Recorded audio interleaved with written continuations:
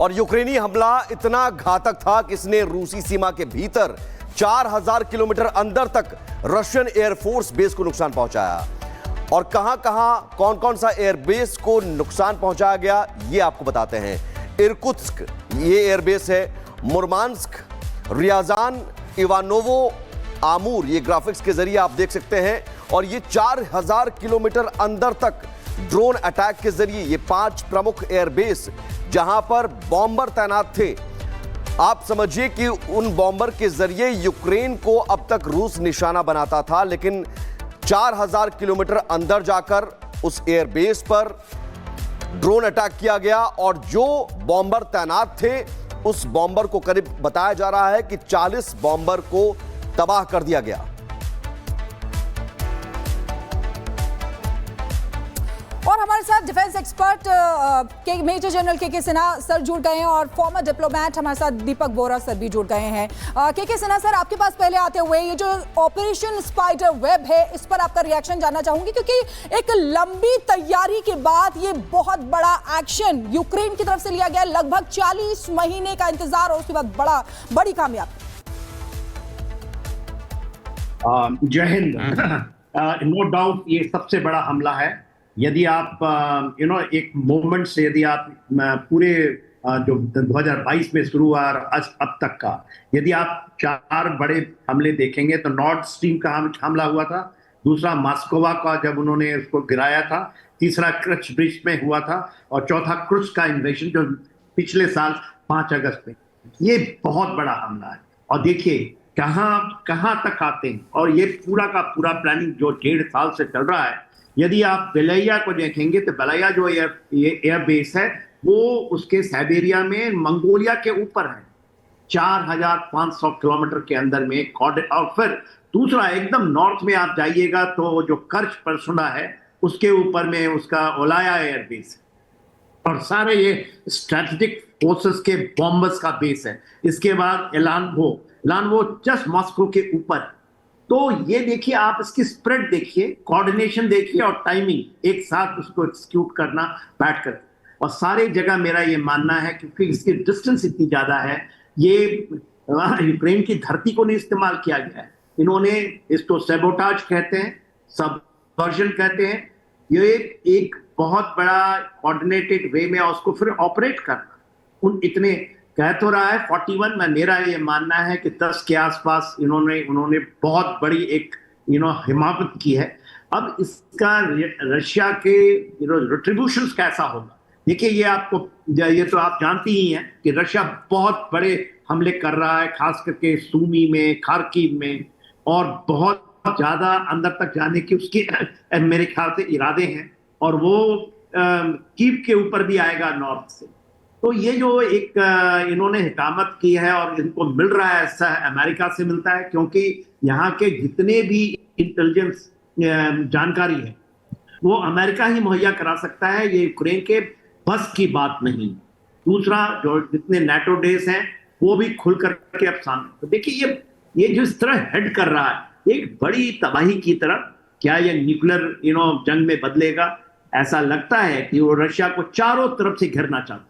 देखिए कर्च पेनिनसुला के ऊपर में हमला करना तो आर्टिक रीजन का इलाका है, उनके साइबेरिया को के एयरबेस को हमला करना तो वो एक एब्सोल्युटली 4500 किलोमीटर और कोऑर्डिनेटेड तरह से करना, ये बहुत बड़ी मेरे ख्याल से उन्होंने जो की है ऑपरेशन जो स्पाइडर वेब है, एक उसका दायरा बहुत बड़ा है।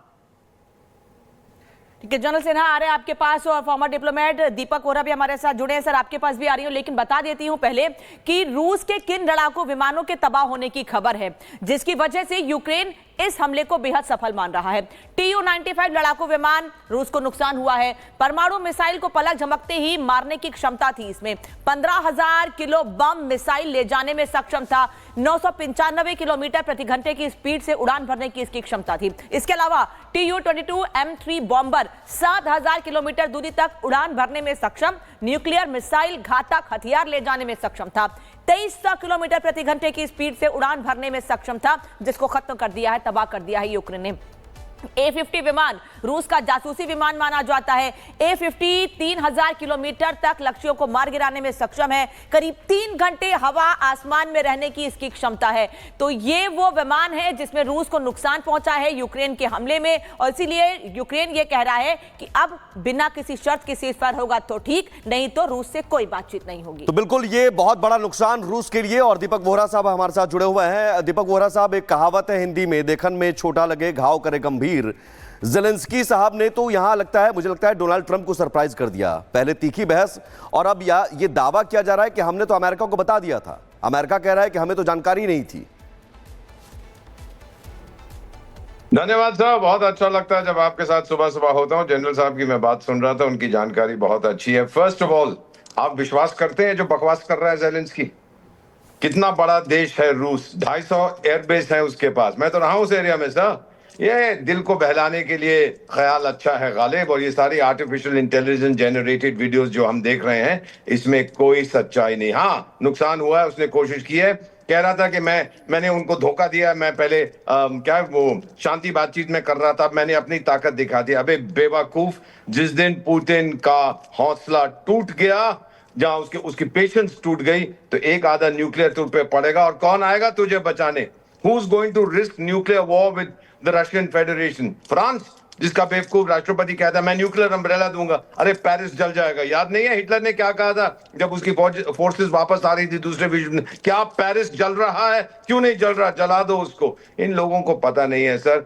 हमेशा यही एक कहावत है कि इतिहास का क्या सबक है। इतिहास का सबक यह है कि इतिहास का कोई सबक नहीं। अब मेरा मानना है, अगर जरा सी भी सच्चाई इसमें है जो आप देख रहे हैं, पहली बात तो यह है कि अमेरिका ने इसको समर्थन दिया है। डोनाल्ड ट्रंप झूठ बोल रहा है, सच्चाई नहीं बोल रहा कि मुझे पता ही नहीं था इसके बाद। ये सब उसकी बातें तो हैं, आप तो जानते ही हैं सर। घड़ी में तोला घड़ी में मासा हो जाता है ये व्यक्ति। मेरा मानना है कि अगर अमेरिका इसमें इन्वॉल्व है तो फिर इसका परिणाम बहुत बुरा होगा। अब रूस का रिएक्शन अगले 24 घंटे में देखेंगे। अगर सच्चाई है कि इतने बॉम्बर मैंने उड़ा दिए, ये कर दिया, मेरा मानना है sir, this is my feeling, Putin को जानते हुए, उसको ऑब्जर्व किया है, रशियंस को देखा है, वो कीव को अब खत्म कर देंगे सर। मेरा ये मानना है, कोई रोक नहीं सकेगा। और जो बाकी पश्चिमी देश हैं, यूक्रेन की बलि चढ़ाने को कब से कर रहे हैं, अब एक बार और फुल एंड फाइनल अब खत्म हो जाएगा sir. Take it from me, अगर इसमें जरा सी भी सच्चाई हुई। मेरा नहीं मानना कि ये पूरी तरह से सच है। So this is my own feeling. मैं काफी देर से इस जंग को देख रहा हूं। अभी तक अगर आप पश्चिमी मीडिया, आप तो बहुत सच्चाई के ऊपर, आप लोग जो भी कुछ कहते हैं सच है। पश्चिमी मीडिया का अगर आप भरोसा करें जनरल सेना साहब, अभी तक कम से कम 50 करोड़ रूस की फौज खत्म हो चुकी है। अरे उसकी आबादी 15 करोड़ की है, तो 50 करोड़ की फौज कहां से मार दी है यूक्रेनियन ने? ये बकवास करते रहेंगे, but you have to take it, जैसे अंग्रेजी में कहते हैं ना, with a pinch of salt. So first, I doubt this. Second, अगर जरा सी सच्चाई है, बिल्कुल, अब आप बदले के लिए, पलटवार के लिए तैयार हो जाइए।